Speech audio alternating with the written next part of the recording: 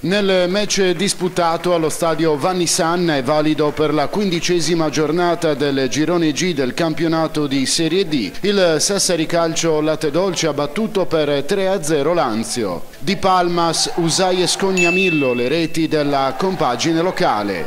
In avvio Palmas tenta di scambiare in aria con Usai, ma la difesa avversaria libera. Bianchi serve ancora Palmas in profondità, buono lo scatto ed il cross, ma la difesa si salva in corner. Al 24esimo del primo tempo Usai ha l'intuizione giusta, ma Rizzaro para. 4 minuti dopo ci prova Lauri, ma Pitalis para agevolmente.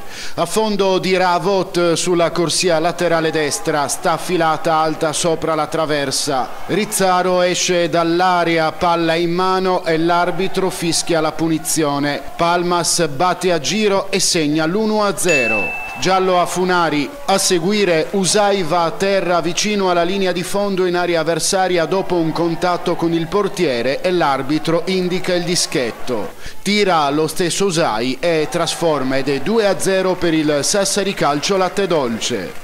1 minuto di recupero e tutti nello spogliatoio. Nella ripresa al 49esimo Bianchi tenta il gran tiro dalla distanza, palla sopra la traversa per la rimessa dal fondo ospite.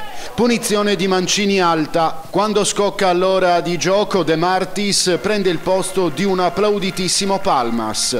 Colpo di testa di Landolfi e Pitalis pronto alla parata a terra. Occasionissima per i padroni di casa, ma Scognamillo trova la deviazione di un avversario. Pochi minuti dopo ennesima sortita offensiva locale e stavolta Scognamillo non perdona per il 3-0 sassarese. L'arbitro concede 4 minuti di recupero, ma risultato che non cambia. Termina 3-0 il match tra Sassari Calcio Latte Dolce e Anzio.